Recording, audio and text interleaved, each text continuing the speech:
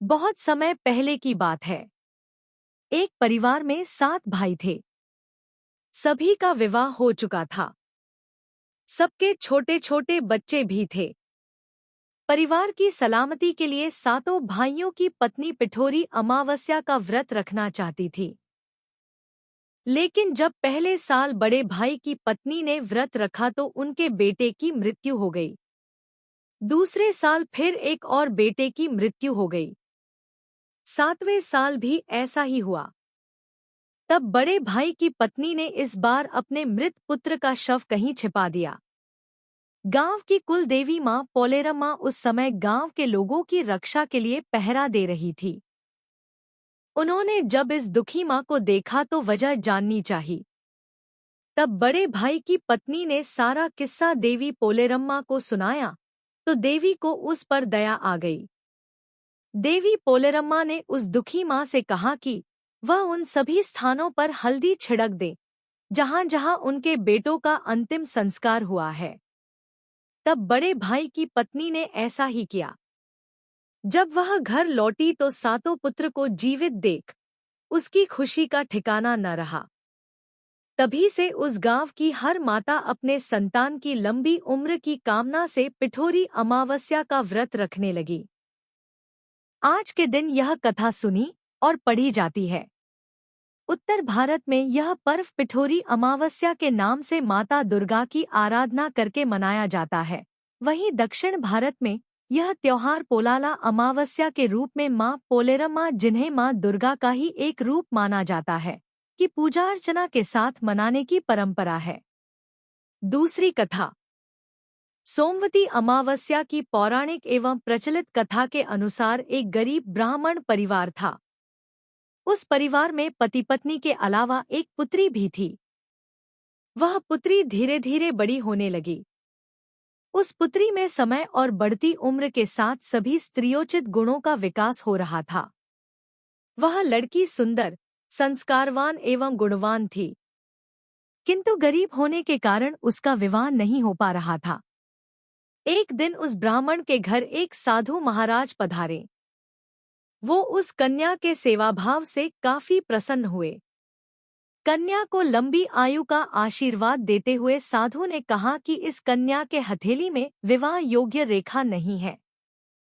तब ब्राह्मण दंपति ने साधु से उपाय पूछा कि कन्या ऐसा क्या करे कि उसके हाथ में विवाह योग बन जाए। साधु ने कुछ देर विचार करने के बाद अपनी अंतर्दृष्टि से ध्यान करके बताया कि कुछ दूरी पर एक गांव में सोना नाम की धोबिन जाति की एक महिला अपने बेटे और बहू के साथ रहती है, जो बहुत ही आचार विचार और संस्कार संपन्न तथा पतिपरायण है। यदि यह कन्या उसकी सेवा करे और वह महिला इसकी शादी में अपने मांग का सिंदूर लगा दे, उसके बाद इस कन्या का विवाह हो तो इस कन्या का वैधव्य योग मिट सकता है। साधु ने यह भी बताया कि वह महिला कहीं आती जाती नहीं है। यह बात सुनकर ब्राह्मणी ने अपनी बेटी से धोबिन की सेवा करने की बात कही। अगले दिन कन्या प्रात काल ही उठकर सोना धोबिन के घर जाकर साफ सफाई और अन्य सारे करके अपने घर वापस आ जाती। एक दिन सोना धोबिन अपनी बहू से पूछती है कि तुम तो सुबह ही उठकर सारे काम कर लेती हो और पता भी नहीं चलता। बहू ने कहा, माँ जी, मैंने तो सोचा कि आप ही सुबह उठकर सारे काम खुद ही खत्म कर लेती हैं। मैं तो देर से उठती हूँ। इस पर दोनों सास बहू निगरानी करने लगी कि कौन है जो सुबह ही घर का सारा काम करके चला जाता है। कई दिनों के बाद धोबिन ने देखा कि एक कन्या मुंह अंधेरे घर में आती है और सारे काम करने के बाद चली जाती है। जब वह जाने लगी तो सोना धोबिन उसके पैरों पर गिर पड़ी। पूछने लगी कि आप कौन है और इस तरह छुपकर मेरे घर की चाकरी क्यों करती हैं? तब कन्या ने साधु द्वारा कही गई सारी बात बताई। सोना धोबिन पति परायण थी, उसमें तेज था। वह तैयार हो गई। सोना धोबिन के पति थोड़ा अस्वस्थ थे। उसने अपनी बहू से अपने लौट आने तक घर पर ही रहने को कहा। सोना धोबिन ने जैसे ही अपने मांग का सिंदूर उस कन्या की मांग में लगाया, उसका पति मर गया। उसे इस बात का पता चल गया। वह घर से निराजल ही चली थी, यह सोचकर कि रास्ते में कहीं पीपल का पेड़ मिलेगा तो उसे भंवरी देकर और उसकी परिक्रमा करके ही जल ग्रहण करेगी। उस दिन सोमवती अमावस्या थी।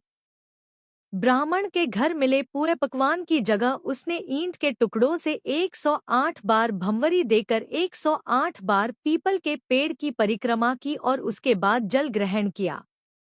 ऐसा करते ही उसके पति के मुर्दा शरीर में वापस जान आ गई। धोबिन का पति वापस जीवित हो उठा। इसीलिए सोमवती अमावस्या के दिन से शुरू करके जो व्यक्ति हर अमावस्या के दिन भंवरी देता है, उसके सुख और सौभाग्य में वृद्धि होती है। पीपल के पेड़ में सभी देवों का वास होता है।